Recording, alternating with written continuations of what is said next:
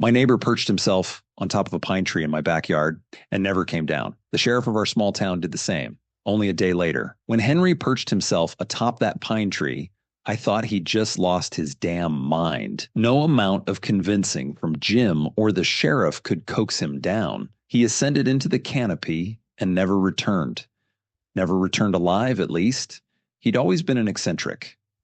It wasn't easy living next door to Henry, but it certainly wasn't dull either. Between the small city of birdhouses he maintained around the perimeter of his two-story home, the free homebrewed mead that appeared on our doorstep the first of every month, and the early morning French horn recitals, he was a handful. I rather liked the ongoing spectacle, all things considered. Jim never really saw the humor in Henry's mania. That said, crippling agoraphobia has prevented me from leaving the house for almost a year now. So my threshold for what qualifies as entertainment is quite a low bar to clear. My husband was on his way to confront Henry about his newest hobby, metal detecting, when he first scaled that 20-foot tall pine in our backyard. It wasn't the act of metal detecting that bothered Jim. It was the many untended holes that vexed him. The 60-something-year-old found himself too lost in paroxysms of archaeological fervor to bother filling the quarries back up with soil after he made them. After days of steady excavation, it looked like Henry had been sweeping his property for landmines. That morning, Jim saw the man creeping towards the edge of the forest, 30 yards from our kitchen window, and he sprang into action. If I'm recalling correctly, he shouted something like, "I'm going to nip this in the bud," as he jogged out the front door, which now carries a cruel cosmic irony when examined in retrospect. The scene unfolded before me through the dusty lens of our den's cheap telescope, which has a lovely panoramic view of the backyard and the thicket beyond from where we keep it. As much as it pains me to admit it, fear of the space outside my house has turned me into a bit of a snoop. Jim sauntered up to our neighbor, but Henry didn't turn around to greet him. Nor did he stop lurching forward. He didn't even react to Jim, as far as I could tell. It was like he was moving in slow-motion autopilot. Although irritated, it wasn't like my husband's molten rage drove Henry to the top of that pine out of a concern for his safety. No matter what Jim did or said, Henry remained locked in an impenetrable trance. A man on a mission. He gave up on catching Henry's attention by the time he had made it 3/4 of the way up. As Jim started to walk back, I kept watching. Henry, the sleepwalker, never changed his pace.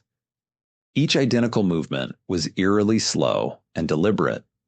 After reaching the apex, he positioned himself to face our home, extended both arms, palms up in front of his chest, and became impossibly still, an unblinking gargoyle baking in the early morning summer sun. At least, I thought he was stationary. When I checked on him an hour later through the telescope, however, he had spun his torso about 30 degrees west, arms still extended, eyes still open, but his body had turned. Concerned and captivated in equal measure, I began observing him continuously. While I watched, nothing seemed to change, and I was becoming progressively unnerved by his uncanny stillness. But when I paused my vigil, after about 20 minutes, something occurred to me. He was moving. I could tell when I brought my eye away from the telescope. Looking through the den window, his torso had clearly pivoted another 15 degrees clockwise. The motion was just so slow that I found it hard to perceive in real time. I put my eye back to the lens of the telescope. Henry's skin was developing a red sheen. His unblinking eyes were dry and tinged with brown specks, like overcooked egg whites. That's when I called the sheriff. The grizzled southerner and his doe-eyed deputy arrived quickly, seeing as they were only a 3-minute drive down the road. They stood at the base of that pine for an hour, but couldn't find the language to persuade Henry down either. Flustered and out of patience, the sheriff told us he would involve the fire department tomorrow if Henry remained in the tree. When night fell, I couldn't visualize Henry through the telescope anymore, but I could hear him from our bedroom window, faintly sobbing somewhere in the blackness. I found myself posted up in the den before the sun even rose, my mind burning with curiosity. Black coffee trickled down my throat, warming my marrow. For a moment, I felt ashamed of the excitement rumbling around in my chest. The more I reflected on the sensation, however, the more I understood it. Journalism used to be my life before the cumulative horrors I documented manifested as a crippling fear of the world. In the grand scheme of things, this stakeout was pathetic. It didn't hold a candle to what I had done before in a past life, but fascination, not dread, drove me to do it, and that held value. Henry had not moved from his steeple, and by the time the sun appeared over the horizon, he had stifled his tears. His biceps were red and swollen, likely muscle breakdown from keeping them outstretched in the same position for over 24 hours. A little after 8, Jim made his way downstairs. He was unusually quiet.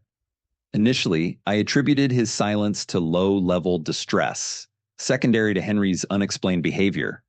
When I finally noticed him, he was standing by the front door, away from the view of our neighbor's macabre display. I asked him if he was doing all right, and he replied with an affirmative grunt, so I left him be. Around noon, I felt a theory crystallize in my skull. Henry was twisting around the tree's axis with a pace and direction identical to yesterday's.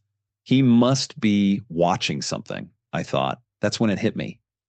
Henry was angling his eyes and his body to constantly face the sun. My mind scrambled to process this observation, but Jim's heavy breathing behind me broke my concentration. It scared the shit out of me because I didn't hear him approach. Startled, I urged him to explain what the hell he was doing. "Oh, fixing clock," he replied. Except there was no clock. In actuality, he had his face pressed to the window that was to the right of me. He was staring at something.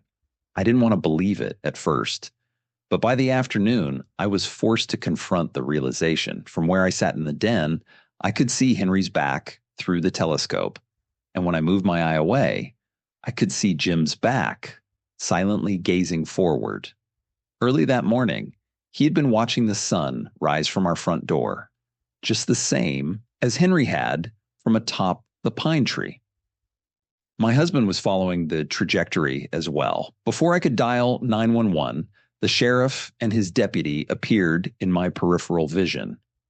My burst of relief was short-lived when I observed how they were walking. Their footfalls were languid and protracted, the same as Henry's had been yesterday. As their hands contacted 2 different pine trees in unison, I refocused the telescope on Henry. To my horror, they were not climbing the tree where my neighbor sat to rescue him. The possessed men were scaling their own trees, each equidistant from Henry's. In a state of detached shock, I moved a shaky hand to my notebook to jot down one last detail I had noticed about Henry. Tiny mushrooms had sprouted from his eye sockets, palms, and his open mouth. A robin rested on his forehead, nibbling at the growing fungus. A wave of primal terror washed over me, and I sprinted from the chair to my front door, pausing as my hand twisted the knob. I tried to force myself through the threshold. My head pivoted back to Jim for motivation, who hadn't moved an inch, in spite of the noise of the chair and the telescope crashing to the floor when I sprang up. Unable to overcome my agoraphobia, I instead sat down on the doormat and placed my head in my hands. Whatever Henry succumbed to, it had spread to the sheriff, the deputy, and my husband. I contemplated calling 911, but what if it just spread to emergency medical services as well? I'm not sure how long I lingered there, catatonic. The blood-chilling wails of my husband returned my consciousness to my body. It had become night.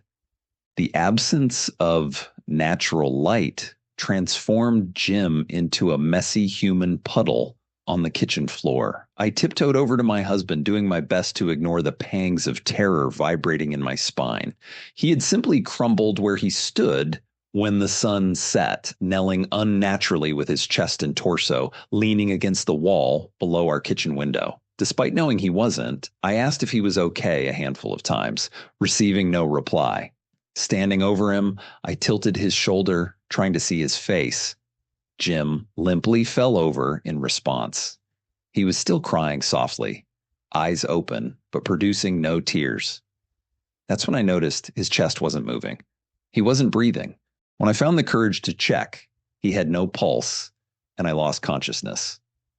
I woke up a few hours later. Through the telescope, I could see my husband perched on a pine tree of his own, arms outstretched and eyes still open. Hellish choreography modeled by Henry, mimicked by the sheriff, the deputy, and Jim. My current theory is as follows.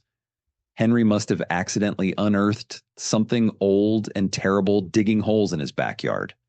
A parasitic fungus lying dormant under the soil, infecting everyone who went near with inhaled spores once it was exposed. I'm going to make it outside today. I'll grab a shovel from the garage and I'll fill every single hole Henry made with layers of dirt. Maybe I'll survive uninfected, but I can already feel its pull. And in the end, I'm not sure if it's the earth I'm trying to bury